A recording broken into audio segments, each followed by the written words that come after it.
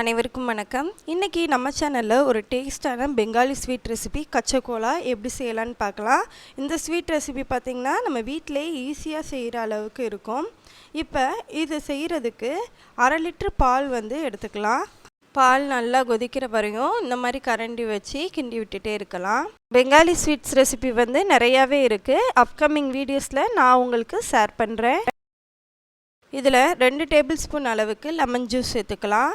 பால் நல்லா திரிஞ்சு நம்மளுக்கு பன்னீர் கிடைக்கிற வரையும் இதை நல்லா கிண்டி விட்டுட்டே இருக்கலாம். இப்போ பார்த்திங்கன்னா தெரியும், பால் நல்லா திரிஞ்சு பன்னீர் ரெடி ஆகிக்கிட்டு இருக்கு.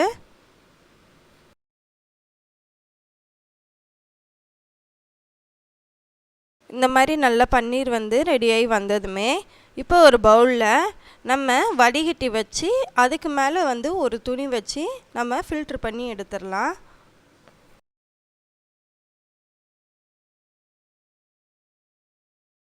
இதை ஃபில்ட்ரு பண்ணிவிட்டு அப்புறமா ஒரு 2-3 தடவை தண்ணி ஊற்றி இந்த மாதிரி கரண்டி வச்சுட்டு நல்லா பன்னீரை கழுவி எடுத்துக்கலாம்.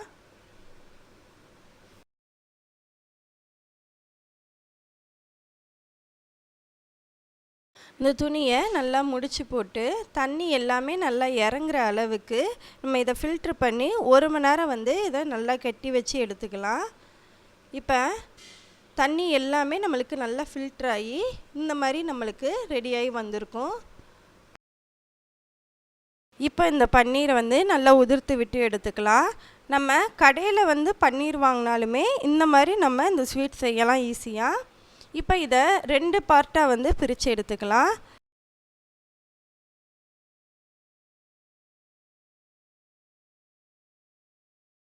இப்போ இதை ஒரு கடாயில் மாற்றி எடுத்துட்டு இதில் 2 டேபிள் ஸ்பூன் அளவுக்கு சுகர் சேர்த்துக்கலாம்.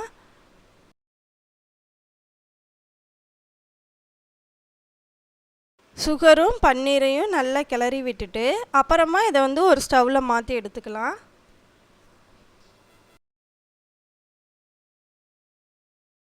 சுகர் நல்லா மெல்ட் ஆகிற வரையும் இதை நல்லா கிளறி விட்டுட்டே இருக்கணும்.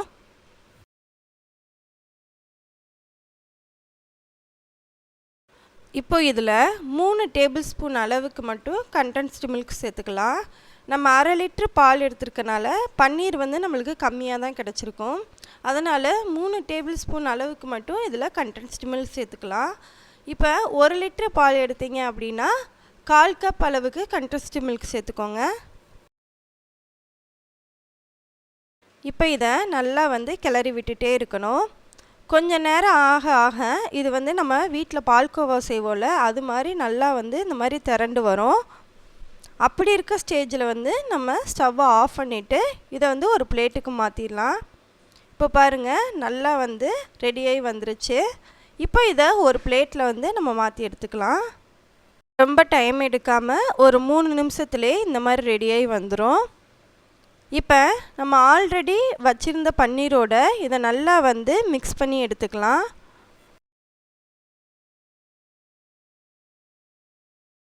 சூடு ஆறுனதுமே இதை நல்லா மிக்ஸ் பண்ணி எடுத்துட்டு இந்த மாதிரி பிளேட்டில் வச்சு இதை நல்லா அமிழ்த்தி விட்டு எடுத்துக்கோங்க. அப்போனா தான் நம்மளுக்கு அந்த ஸ்வீட்டோட ஸ்ட்ரக்சர் நம்மளுக்கு கிடைக்கும். இந்த மாதிரி நல்லா அமிழ்த்தி விட்டு எடுத்துக்கோங்க. இப்போ நம்மளுக்கு இந்த மாதிரி நல்லா ரெடியாகி வந்துருச்சு. இதை இப்போ நம்ம சின்ன சின்ன உருண்டைகளாக போட்டு எடுத்துக்கலாம்.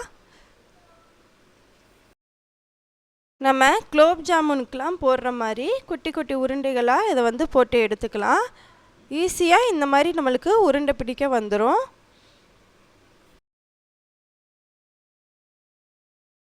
இப்போ ஒரு கிண்ணத்தில் 3 டேபிள் ஸ்பூன் அளவுக்கு மில்க் பவுடர் சேர்த்துக்கலாம்.